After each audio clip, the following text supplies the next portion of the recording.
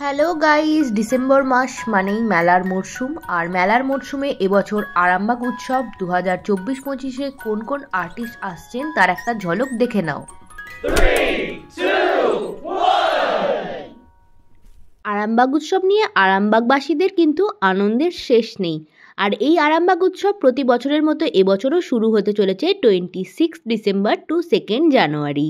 তোমরা অনেকেই জানো এই মেলায় কোনো এন্ট্রি ফি কিন্তু নেই, তোমরা বিনামূল্যে এখানে আসতে পারো। আর 26 ডিসেম্বর আসছেন বিদীপ্তা চক্রবর্তী, ইন্ডিয়ান আইডল খ্যাত।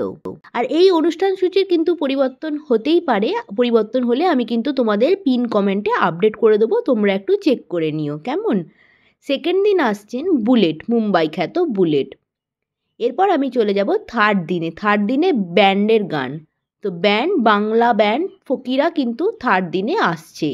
আর এই দিন আমার একটু যাওয়ার ইচ্ছা আছে, আমি দেখি কোন দিন মেলায় যাওয়া যায়।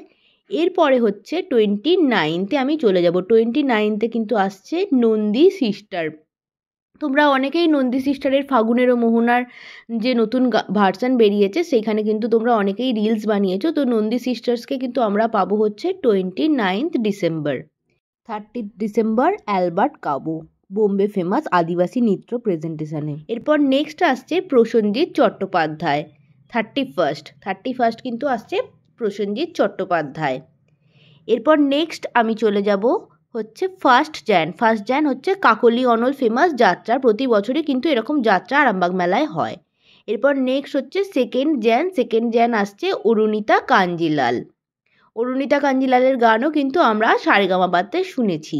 তো এই ছিল আরামবাগ উৎসবের প্রোগ্রামের লিস্ট। এছাড়াও মেলা ঘোরা বা অন্যান্য ছোট বাচ্চাদের নাচ গান দেখা, এই ধরনের পুরো প্রোগ্রাম তো থাকেই, সারাদিনে ঠাসা প্রোগ্রাম থাকে। অনেক সময় কোনো আর্টিস্টদের আসতে লেট হলে আমরা কিন্তু সেই প্রোগ্রাম দেখেই আমাদের কিন্তু ভালো রকম এন্টারটেনমেন্ট হয়ে যায়। তো আজকের মতো আমার ভিডিওটা ছিল এই পর্যন্তই। ভিডিওটা ভালো লাগলে লাইক কমেন্ট শেয়ার করে দিও। আর যারা চ্যানেলের নতুন বন্ধু তারা প্লিজ প্লিজ প্লিজ সাবস্ক্রাইব করে আমার পাশে থেকো। তো চলো আজকের মতো বাই।